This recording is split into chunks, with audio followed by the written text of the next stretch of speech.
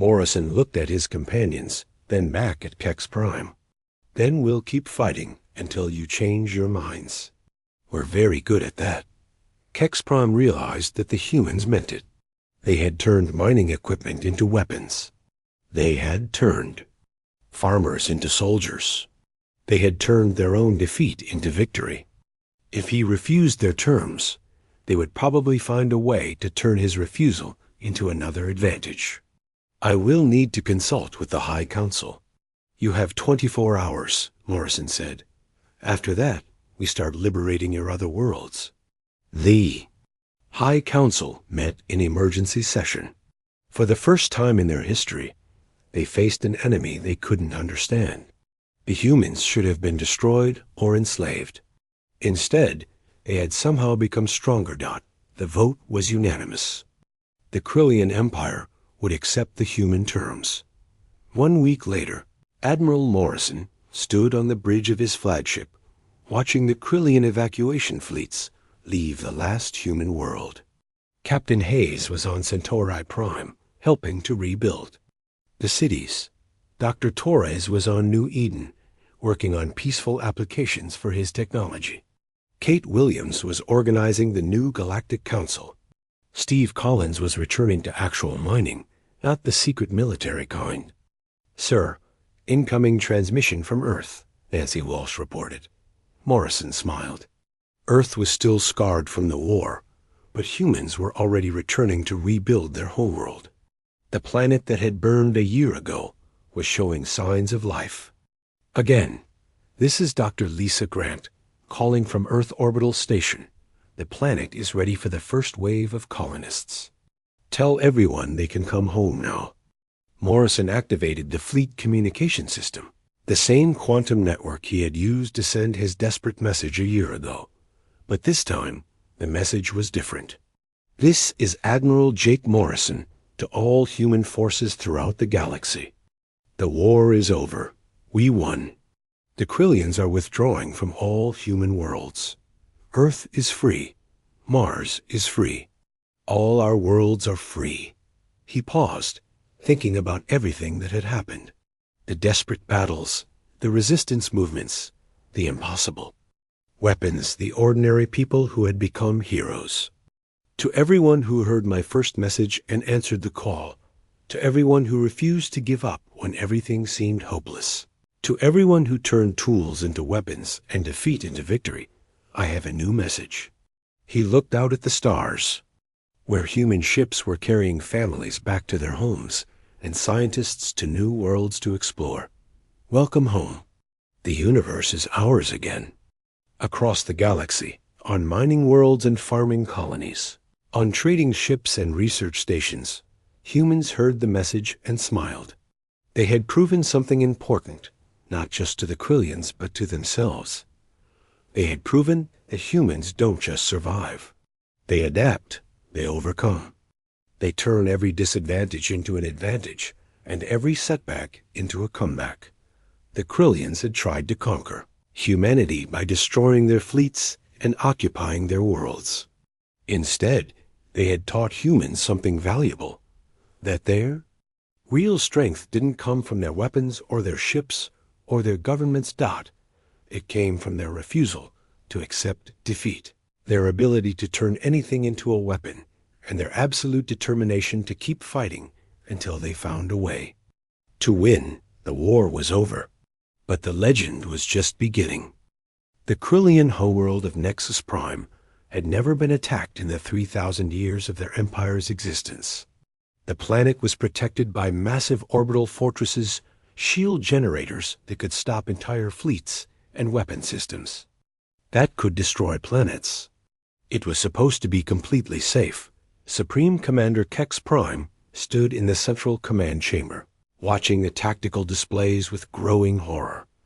Red warning lights flashed across every screen. Human fleets were attacking Krillian positions throughout the galaxy. "Status report," he commanded. 87 worlds have reported human uprisings," his aide replied. "Fleet Command estimates we have lost contact with over half our occupation forces." "How is this possible?" "Our intelligence said the human military was completely destroyed. It was, sir? These appear to be civilian vessels using unknown weapon technology. Kex Prime studied the reports. The humans were using mining equipment, farming tools, and construction machinery as weapons of war. It made no sense according to any tactical doctrine in the Krillian database. Sir, incoming transmission from Admiral Morrison of the Human Forces. Put it through. The main screen lit up with the image of a human male standing on what looked like the bridge of a cargo ship. But the background showed weapon displays and tactical screens that belonged on a warship. Supreme Commander Kex Prime. I presume, Morrison said calmly. I am Admiral Jake Morrison of the Terran Defense Fleet, the same fleet you thought you destroyed a year ago. Your fleet was eliminated. We monitored the destruction of your flagship personally. Morrison smiled. You destroyed some ships. You didn't destroy us. We're hard to kill. What do you want, human? I want you to surrender. Kex Prime's aide made a sound that might have been laughter. The idea of the mighty Krillian Empire surrendering to a species they had almost wiped out was ridiculous. You are in no position to make demands. Even if you have retaken some outer worlds, Nexus Prime is defended by the most powerful fleet in the galaxy. Is it? Morrison asked. Look again. The tactical displays around Kex Prime suddenly changed. New contacts appeared on the screens. Hundreds of them. Ships were dropping out of hyperspace all around Nexus Prime. But these weren't normal warships. The sensors showed cargo vessels, mining barges, research ships, even passenger liners. It looked like a refugee convoy, not an invasion fleet. You think this collection of civilian vessels can threaten our homeworld? Kex Prime asked. Let me show you something, Morrison replied. The human ships began to move into attack formation. As they did, their hulls opened to reveal weapons that looked like industrial equipment. Mining lasers, construction tools, farming machinery, all modified with technology the Krillians didn't understand. Then something impossible happened. The space around the human fleet began to shimmer. Every piece of debris, every particle of dust, every tiny rock in the area started moving toward the Krillian defenses at incredible speed. The orbital fortresses opened fire with their massive energy cannons. The beams struck the human ships, but instead of destroying them, the energy was somehow redirected. It turned the clouds of accelerated particles into streams of plasma that cut through the fortress shields like they weren't there. Impossible, Kex Prime whispered Dot on the screen. Morrison was still smiling. Your weapons are very powerful, but you made them to fight enemies like yourselves. Enemies who follow rules. We don't follow rules. We make new ones. The battle for Nexus Prime was unlike anything in galactic history. The humans didn't try to match the Krillian fortresses with bigger weapons. Instead, they turned the Krillians' own power against them. Every energy blast from the orbital defenses was redirected. Every missile was captured by kinetic fields and sent back at its launcher. Captain Ryan Hayes, now commanding a converted passenger liner called the New Hope, led the assault on the planetary shields.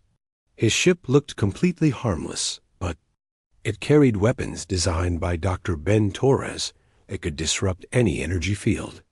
Target the shield generators, Hayes ordered. Remember, we're not trying to destroy the planet. We're trying to free it. The human fleet had learned something important during their year of resistance fighting. Destroying things was easy. But winning a war meant changing minds, not just breaking weapons. Dot, as the planetary shields fell, more human ships appeared. These carried the former prisoners from the work camps, the resistance fighters from occupied worlds, and the scattered families who had fled when Earth burned. They weren't coming for revenge. They were coming home. On the planet's surface, something unexpected was happening. The other species that the Krillians had conquered over the centuries were watching the battle. They saw impossible human weapons, defeating the mighty Krillian fleet. More importantly, they heard the human radio transmissions.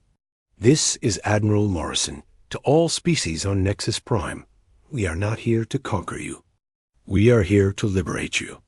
Any species that wishes to be free is welcome to join us."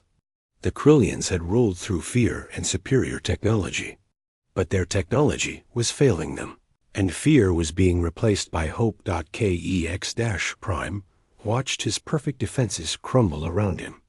The orbital fortresses were destroyed or captured. The planetary shields were gone. Human ships were landing on the surface, and instead of fighting them, other species were welcoming them. "Sir, the defense fleet is requesting permission to surrender." His aide reported, "Denied. We do not surrender." "Sir, the human admiral is requesting a meeting." "With whom?" "With you, sir. He says he wants to discuss terms." Kex Prime was confused. In Krillian culture, victory meant the complete destruction of the enemy. Why would the humans want to talk? The meeting took place in the ruins of the Central Command Chamber. Morrison arrived with only a small escort, showing he wasn't afraid. With him came Captain Hayes, Dr. Torres, Kate Williams from New Eden, Steve Collins from the mining world, and Rick Wilson representing the Outer Rim traders. Looked like ordinary people, not the leaders of a galactic military force.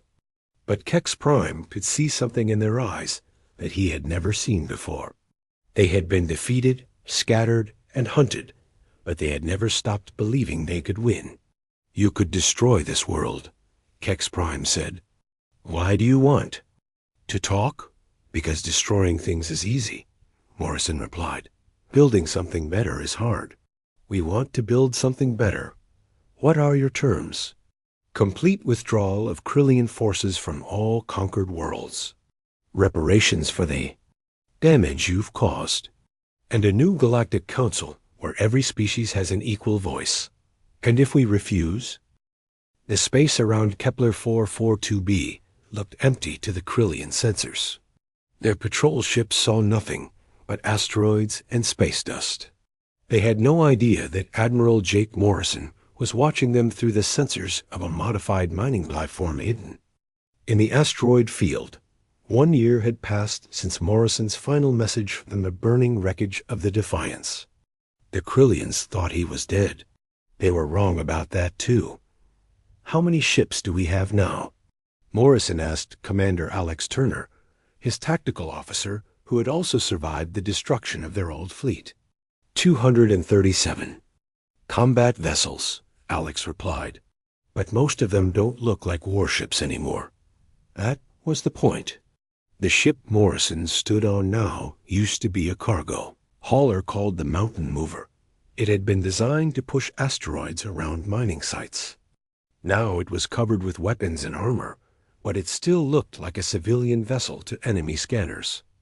All around them in the asteroid field, similar ships waited in hiding. Mining barges that now carried missile launchers. Cargo ships that had been turned into carriers for small fighters. Research vessels that were now mobile weapons platforms. Even passenger liners that had been converted into troop transports. "Signal from New Eden," reported Communications Officer Nancy Walsh. "Dr. Torres says his kinetic disruption fields are ready for fleet installation." Morrison smiled. Ben Torres had done something amazing. He had figured out how to put his weapon technology into space-worthy packages. Now any human ship could generate fields that would turn ordinary objects into devastating weapons. "Signal from the Outer Rim," Nancy continued. "Captain Wilson reports that the pirate fleets are in position. And the resistance networks?" "Captain Hayes on Centauri Prime confirms that all occupied worlds are ready for synchronized uprising." Morrison looked at the tactical display showing Krillian positions across this sector of the galaxy. The aliens had spread their forces thin, thinking they only needed small garrison fleets to control conquered worlds.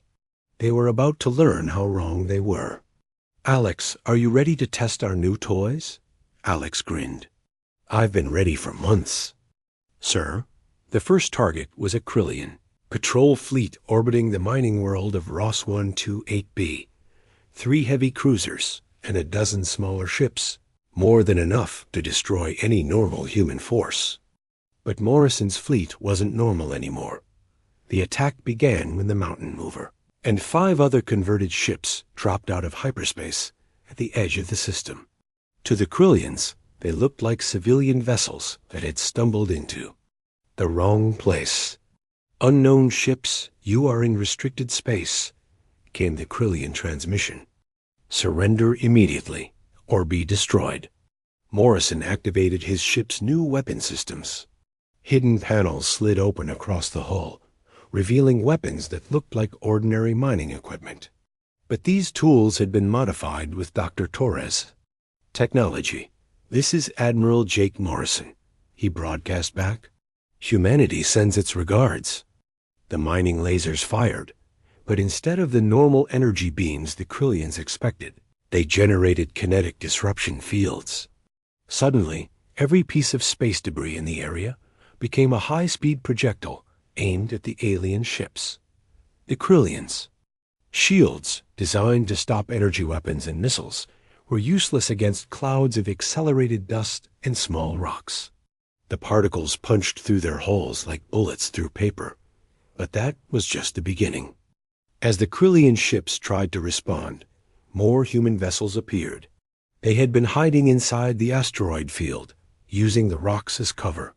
Mining ships, cargo haulers, research vessels, even an old passenger liner, all bristling with improvised weapons. The Krillians found themselves fighting an enemy that ignored every rule of space combat. The humans used asteroids as shields and weapons. They turned solar radiation into targeting systems. They even used their own damaged ships as guided missiles. Commander Vex 7 of the Krillian patrol fleet watched in horror as his formation fell apart. These weren't military vessels attacking him. They were civilian ships that had somehow become more dangerous than battleships. "How are they doing this?" his weapons officer asked. "Unknown. Their energy signatures don't match any known weapon." Systems. A converted cargo ship rammed into Vex 7's flagship, but instead of exploding, it somehow passed through the shield and punched a hole in the hull. The cargo ship was destroyed, but the flagship was crippled. "All ships, retreat to jump point," Vex 7 ordered. Only 4 of his 17 ships made it to safety. The victory at Ross 128b was just the beginning. Across the galaxy, human fleets emerged from hiding to attack Krillian forces. On New Eden, Kate Williams led a fleet of converted farming ships against the occupation force. The agricultural vessels looked harmless, but their modified equipment could tear through alien armor like it was made of cloth. On Kepler 186f, the resistance fighters that had been hiding in tunnels suddenly appeared on the surface with weapons that turned construction equipment into artillery. The Krillian garrison, which had been fighting guerrilla attacks for months, found themselves facing a real army armed with impossible technology. But the most important battle was happening in space around Centauri Prime, where Captain Ryan Hayes had been leading the underground resistance. As Morrison's fleet attacked the Krillian ships in orbit, Hayes and his fighters emerged from the tunnel networks to attack the ground forces. The coordination was perfect, while the aliens were distracted. By the space battle, human resistance fighters struck at every major installation on the planet. They used the same modified industrial equipment they had been perfecting for months, but now they had enough people and weapons to attack everywhere at once. Commander Zex 9, who had been struggling with the resistance for a year, watched his command center burn as human fighters poured out of maintenance tunnels he didn't even know existed. "How many of them are there?" he demanded. "Unknown, sir." They seemed to be emerging from everywhere. The truth was that Hayes had been preparing for this moment since the first day of occupation. Every human worker in the camps had been secretly trained. Every tunnel had been mapped and equipped. Every piece of industrial equipment had been modified for combat. When the uprising began, 3 million humans rose up at the same time across the entire planet. The Krillian occupation force of 50,000 soldiers found themselves outnumbered 60 to 1 by enemies who knew the planet better than they did in space. Morrison coordinated the attacks across multiple star systems. His quantum communication network let him talk to human forces throughout the galaxy instantly. For the first time since the war began, humanity was fighting as one united force. "Admiral, we're getting reports from all sectors," Nancy Walsh announced. "Human forces are engaging Krillian fleets at Tau Ceti, Wolf 359, and Proxima Centauri. Enemy resistance is lighter than expected." That made sense.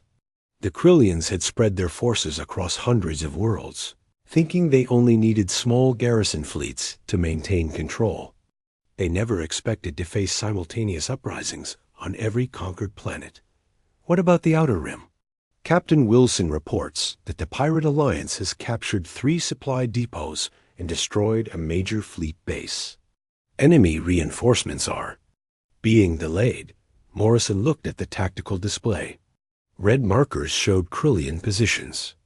Blue markers showed human forces. For the first time in over a year, there were more blue markers than red ones, but the real victory wasn't the number of ships. It was what those ships represented. Every blue marker was a group of humans who had refused to give up. Miners who became soldiers, farmers who became weapons designers, pirates who became patriots, ordinary people who had turned themselves into something extraordinary. The Krillians had tried to conquer humanity by destroying their military and occupying their worlds. But they had never understood what they were really fighting. They weren't fighting an army or a government. They were fighting an idea. The idea that humans don't surrender, don't give up, and never stop trying to find a way to win. That idea was about to spread throughout their empire. Captain Ryan Hayes crawled through the maintenance tunnel beneath New Shanghai, the main city on Centauri Prime. The tunnel was barely wide enough for a person, and water dripped from the ceiling onto his back. Above him, Krillian soldiers patrolled the streets that used to belong to humans. 6 months had passed since Admiral Morrison's message. 6 months since the Krillians had conquered Centauri Prime and forced the 3 million human colonists into work camps. The aliens thought they had won completely. They were wrong. Ryan reached the end of the tunnel and carefully pushed open a metal grate. He was now in the basement of what used to be Chun's electronics shop. The shop was empty now. Mr. Chun and his family were in the camps like everyone else. But the basement still had what Ryan needed. "Maria, are you there?" He whispered into his radio. "I'm here," came the reply. "The patrol just passed. You have 10 minutes. Maria Santos was an engineer who had escaped the camps during the first week of occupation. She had been hiding in the tunnels ever since, mapping the underground system and figuring out how to use it against the Krillians. Ryan opened a hidden panel in the wall and pulled out a device that looked like an ordinary mining laser. But Maria had modified it. She had learned something important about Krillian technology by studying the wreckage of their damaged vehicles. The aliens' energy shields were powerful, but they had a weakness. They were designed to stop big, powerful attacks. They couldn't adapt to rapid changes in frequency. A mining laser that changed its energy frequency every few seconds could cut right through them. "Package delivered," Ryan whispered into his radio. "Moving to position 2. He crawled back into the tunnel and headed for the next target. Behind him, he left a small explosive device attached to the modified laser. When the Krillian patrol came back, the device would activate automatically. The laser would cut through their vehicle's shields, and the explosive would do the rest. This was the 15th attack this week. The Krillians were starting to worry. Above ground, Commander X9 of the Krillian Occupation Force stood in what used to be the mayor's office. Through the window, he could see smoke rising from the latest human attack. His perfect conquest was becoming a nightmare. Krillian doctrine said that conquered species would submit once their military was defeated. The humans on Centauri Prime had no weapons, no ships, no organized resistance. According to every tactical manual, they should have given up by now. Instead, their attacks were getting worse. "Report," X9 commanded. Sub-Commander Krell 4 activated a display showing the city. Red marks indicated the locations of human attacks over the past month. There were over 200 marks. Supply Convoy 17 was destroyed this morning. The humans used modified industrial equipment to penetrate our vehicle shields. This is the 9th convoy lost this week. How are they modifying the equipment? Unknown. Our analysis shows they are changing the frequency output of standard mining. Tools. This should not be possible with their technology level. Zex9 studied the map. The attacks seemed random, but he was starting to see a pattern. The humans weren't just trying to kill Krillian soldiers. They were targeting specific infrastructure. They are cutting our supply lines, he realized. Show me the power grid. The display changed to show the colony's electrical system. Many of the red attack marks were positioned exactly where they would cause the most damage to power distribution. They are also targeting our communication relays, Krell 4 added, and the landing platforms where our supply ships dock. This is not random violence. This is coordinated strategy. But that was impossible. The Krillians had destroyed all human command structures on Centauri Prime. There were no officers left, no military organization, no way for the scattered survivors to coordinate their actions. What Sex9 didn't know was that Ryan Hayes and his team weren't using military coordination. They were using something much more flexible. In the tunnels beneath the city, Ryan met with 5 other humans. They didn't look like soldiers. There was Jimmy Walsh, who used to fix air conditioning systems. Linda Torres, who taught children at the elementary school. Bob Kelly, who delivered packages for the postal service. Sally Green, who worked at the hospital. Mike Brown, who maintained the city's computer networks.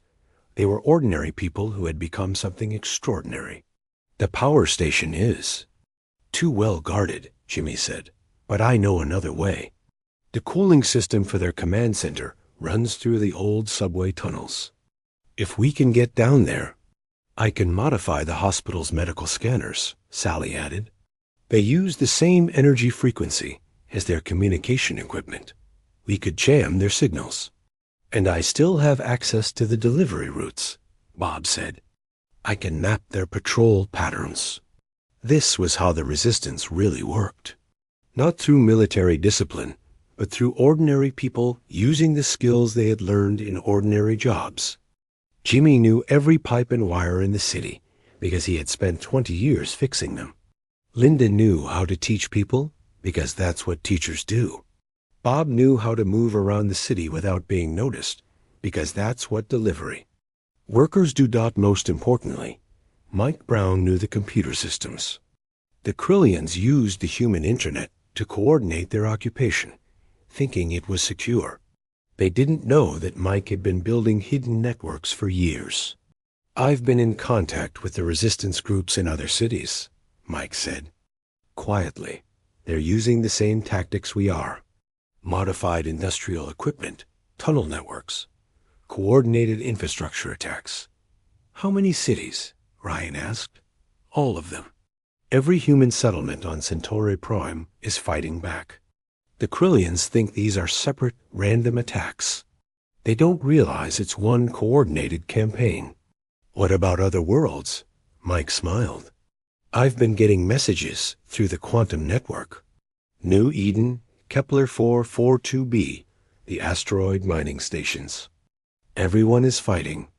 The Krillians are facing resistance on every world they conquered. Meanwhile, on the occupied world of Kepler 186f, similar scenes were playing out. The Krillians had conquered the planet in just 3 days. But they had been fighting the resistance for 6 months. Captain Lisa Park led a group of former factory workers through the ruins of Industrial City. They were carrying devices that looked like ordinary manufacturing tools, but had been modified to disrupt Krillian equipment. "Remember," Lisa whispered to her team, "we hit the fuel depot and get out. No heroics. We're not trying to win battles. We're trying to make them afraid." The attack went perfectly.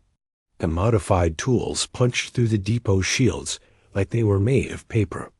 The explosion could be seen from orbit, but the real victory wasn't the destruction.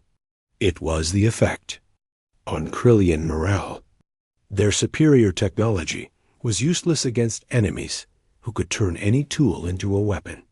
Their perfect tactical doctrine was meaningless against opponents who didn't follow any rules. By the end of the month, Krillian forces on 17 different worlds were sending the same report to their high command. Human resistance continues. Request additional reinforcements. The Krillian Empire had conquered hundreds of species across the galaxy. None of them had ever required additional reinforcements. After the initial conquest, the humans were different. They didn't know when they were beaten. Back on Centauri Prime, Ryan Hayes crouched in a tunnel beneath the Krillian Command Center. Above him, Commander X9 was probably trying to figure out how to stop the resistance. Below him, Maria Santos was connecting her latest modification to the building's foundation. "This should disrupt their entire sensor grid," Maria whispered. "They won't be able to track us for at least 6 hours." "Good. That's enough time for the next phase." Ryan activated his radio and sent a coded message to resistance cells across the planet. It was time for the biggest coordinated attack yet. Not just to destroy Krillian equipment, but to rescue human prisoners from the work camps. The Krillians thought they had conquered humanity by taking their worlds and destroying their fleets. They were about to learn that conquering humans was like trying to hold water in your hands. The harder you squeezed, the faster they slipped through your fingers. The message reached Kepler 442b just as the morning shift was starting. Steve Collins was drinking coffee in the mining station cafeteria when every screen in the room lit up with Admiral Morrison's transmission.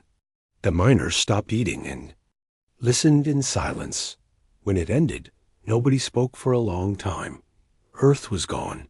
Mars was gone. The war everyone thought was happening far away had finally reached its end. "Well," said Pete Johnson, an old miner with gray hair, "I guess that's that." "No," Steve said quietly. "It's not." The other miners looked at him. Steve was their foreman, but he was also something else, something he hadn't told them about. "Listen. Everyone. I need to tell you something about this place. About why we're really here." Kepler 442b was supposed to be a simple mining world. The company said they were digging for rare metals. The miners thought they were just earning money to send back to their families. But Steve knew the truth. 5 years ago, I was Colonel Steve Collins of the Terran Marine Corps. I fought in the frontier wars. When those wars ended, a lot of us didn't want to go back to the inner worlds. Too much politics. Too many rules. So we came out here. He stood up and walked to the center of the room. This isn't just a mining station. It's a military depot. Everything we've been digging up, all those rare metals, they're components for weapons and ships. The tunnels we've been building aren't for mining. They're bunkers. Pete laughed, but it wasn't a happy sound. "You mean we've been building a secret military base and nobody told us?" "I'm telling you now, because now it matters." Steve walked to a wall panel and pressed his hand against it. A hidden scanner read his fingerprints. The wall slid open, revealing a room full of weapons and equipment. The company that hired you doesn't exist. It's a front for the Terran Defense Force, or was anyway. We've been preparing for something like this for years. The miners stared at the weapons. There were rifles, explosives, communication gear, and things that looked like spaceship parts. "So what do we do now?" asked Maria Santos, one of the younger. "Miners, we do what Admiral Morrison said. We get ready." Meanwhile, on the agricultural world of New Eden, Kate Williams was also listening to the message. She stood in her office overlooking fields of grain that stretched to the horizon. New Eden fed a dozen nearby colonies. It seemed like the most peaceful place in the galaxy, but Kate had secrets too. When the transmission ended, she activated her computer and sent a coded message to certain people around the colony. Within an hour, 6 people were sitting in her office. They looked like farmers and teachers, but their eyes were different. Alert. Dangerous. "You all heard the message," Kate said. "Earth is gone. The inner worlds have fallen. But we knew this day might come." Dr. Ben Torres was the colony's agricultural scientist. At least, that's what his identification said. In reality, he had designed weapons for the military for 20 years before retiring to New Eden. "The project is ready," he said. "I've been working on it for 3 years." "Tell them," Kate said. Ben activated a holographic display. It showed technical drawings of something that looked like a farming tractor. "This is a kinetic disruption field generator. It can turn any moving object into a weapon. A rock, a piece of metal, even a grain of wheat, if it's moving fast enough." The others leaned forward to look at the display. "How fast?" asked Tom Brady, who ran the colony's transport service. "Fast enough to punch through a starship hull." Kate smiled. It wasn't. A nice smile. "Ben's been hiding these generators inside our farming equipment. Every tractor, every harvester, every transport truck on this planet can now destroy a Krillian ship." "But we're farmers," said Susan Davis, who taught at the local school. "We don't know how to fight." "Yes, you do," Kate said. "You just don't." "Know it yet?" She activated another display. This one showed military records. Tom Brady, former fighter pilot. Susan Davis, former intelligence officer. Jim White, former naval engineer. "We're all here for the same reason. We got tired of the wars and politics and came here for peace. But peace doesn't mean we forgot how to fight." Across the galaxy, similar scenes were playing out. On asteroid mining stations, retired soldiers were opening hidden weapons caches. On trading posts, former pilots were checking old fighters hidden in cargo bays. On research stations, scientists were realizing that their experiments could become weapons. The message had reached places the Krillians didn't even know existed. Tiny colonies with a few hundred people. Family farms on worlds, so remote they weren't on any official maps. Traders who lived on their ships and never stayed in one place for long. On the cargo ship Lucky Star, Captain Rick Wilson was hauling supplies between Outer Rim colonies when he heard the message. His ship was old and slow, carrying nothing but food and spare parts. The Krillians would never waste time attacking something so unimportant. But Rick had been a smuggler before he became a legitimate trader. His ship had hidden compartments and illegal modifications. More importantly, he knew every pirate, outlaw, and rebel in this part of the galaxy. He opened a secure communication channel and started making calls. "This is Rick Wilson calling all ships in the Outer Rim. You heard the message. The inner worlds are gone.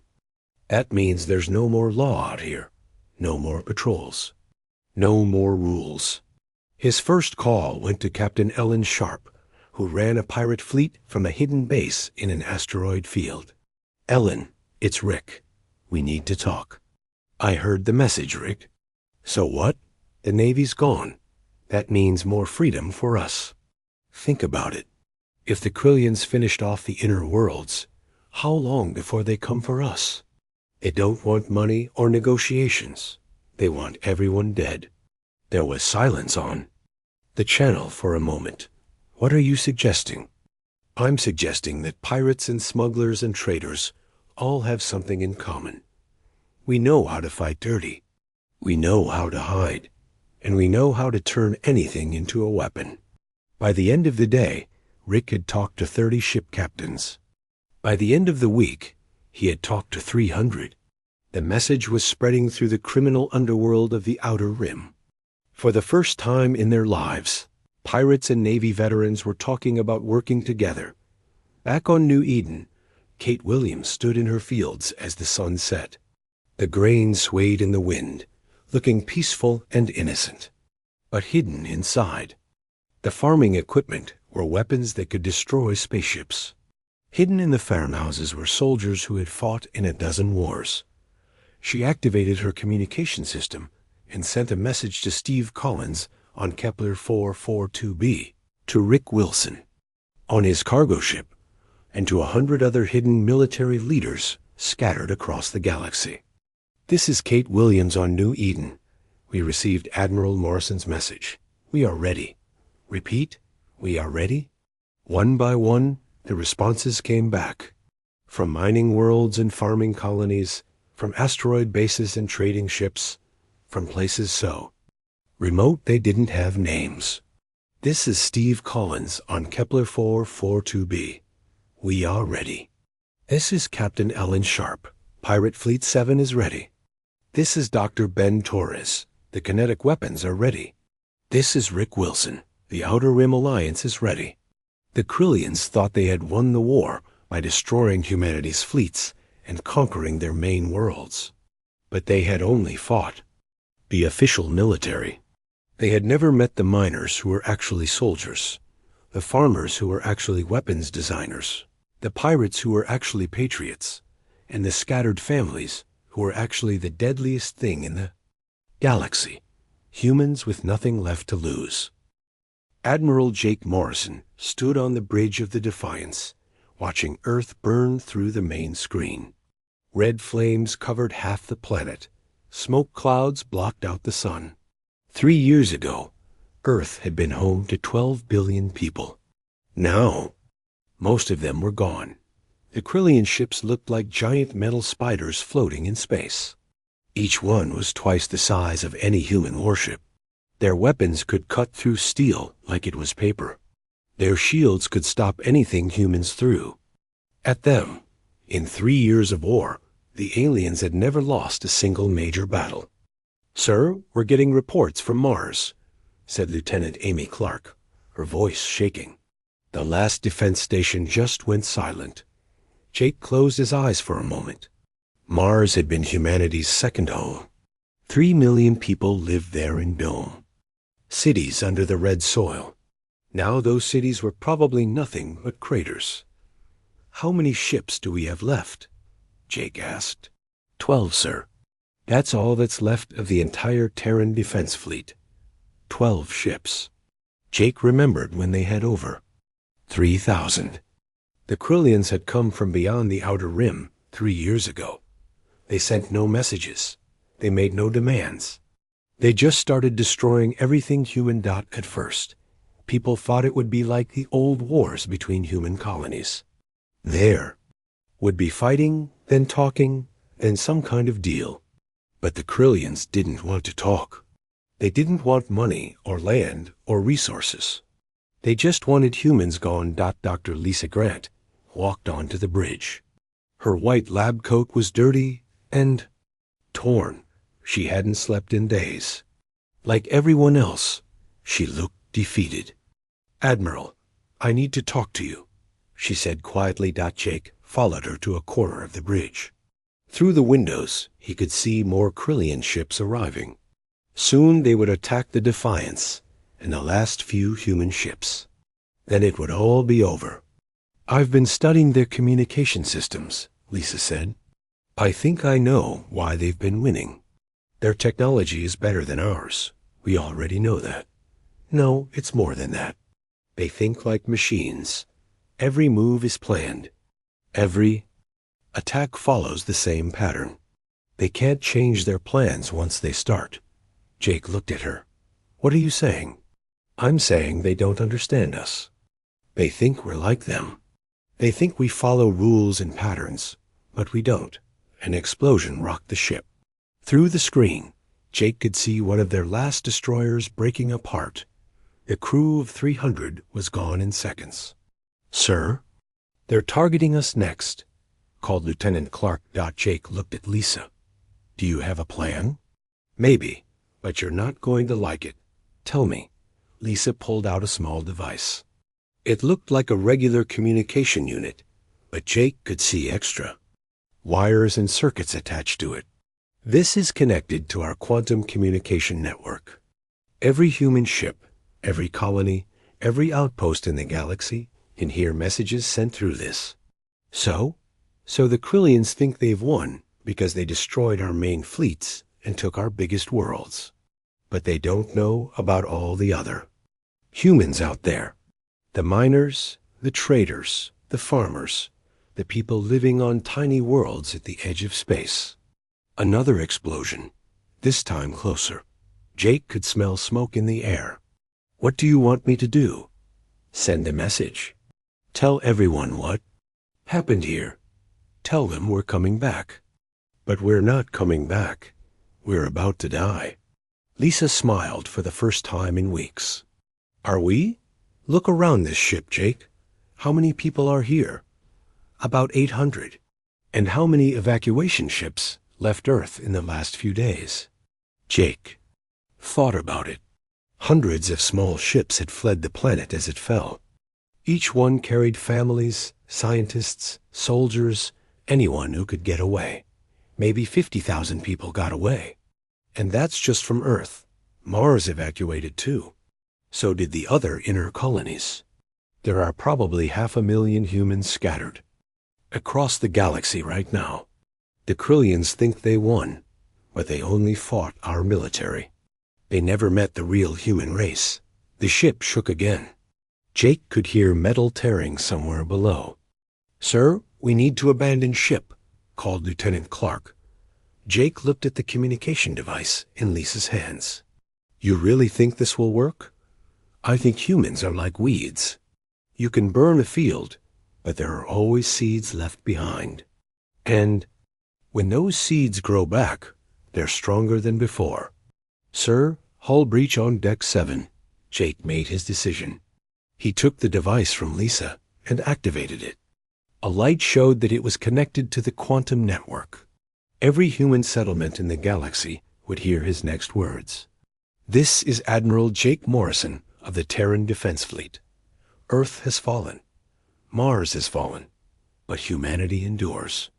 The ship was breaking apart around them. Jake could see Krillian fighters getting closer. "To all human forces scattered across the galaxy, this is our final message from the inner worlds. The Krillians think they have won. They think we are finished. They are wrong." Jake looked at Lisa, who nodded. "We are going down fighting, but we are not going down alone. Every human ship, every human settlement, every human family that hears this message, remember who you are. Remember what they did to our worlds." The bridge lights flickered and went out. Emergency power kicked in, casting everything in red light. The Krillians made one mistake. They thought destroying our fleets would destroy our spirit. They thought taking our worlds would break our will. They were wrong about everything. Through the screen, Jake could see escape pods launching from the other human ships. Some of his own crew was getting away. "Good. So here is our message to you, and through you, to them. We are not finished. We are not broken. We are scattered. And that makes us dangerous." The communication device started smoking. The quantum transmitter was overloading. "Get ready. We're coming." Jake released the button. The device sparked and died. Around him, the bridge was falling apart. But somewhere in the galaxy, his message was being heard. Somewhere, humans were listening. And somewhere, the real war was about to begin.